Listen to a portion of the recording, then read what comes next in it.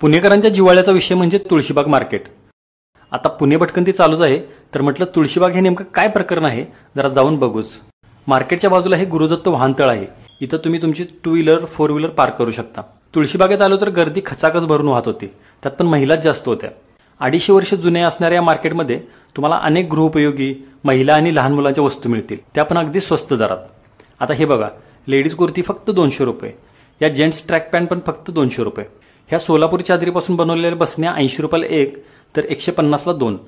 ही पायपुसणी 150ला 3. या दादांकडे 400 पासून जीन्स मिळतात. ही लेडीज पर्स फक्त 200 रुपयाला, तर ही पर्स प्लस सॅक फक्त 400 रुपये. लेडीज गाऊन 150 रुपयाला, तर लेडीज टॉप 500 रुपयाला 3 आहेत. इथे तुम्हाला छोटी मोठी अशी अनेक प्रकारची भांडी सुद्धा अगदी कमी दरात मिळतील. इथं पूजेचं किंवा धार्मिक कार्याच्या वस्तू पण मिळतात. हळदी, मेहंदी, केळवण आणि रुखवताचं साहित्य पण इथं मिळतं. सर्व वयोगटासाठीची चप्पल, अँटिक ज्वेलरी आणि सौंदर्य प्रसाधने सुद्धा या तुळशीबागेत तुम्हाला स्वस्त दरात भेटतील. तुळशीबागेचं श्रीराम मंदिर आहे. लाकडी सभामंडप असलेल्या ह्या पेशवेकालीन मंदिर परिसरात खूपच शांतता आढळते. हे बघून मग एक दूध कोल्ड्रिंक घेतलं आणि तुळशीबागेचा निरोप घेतला.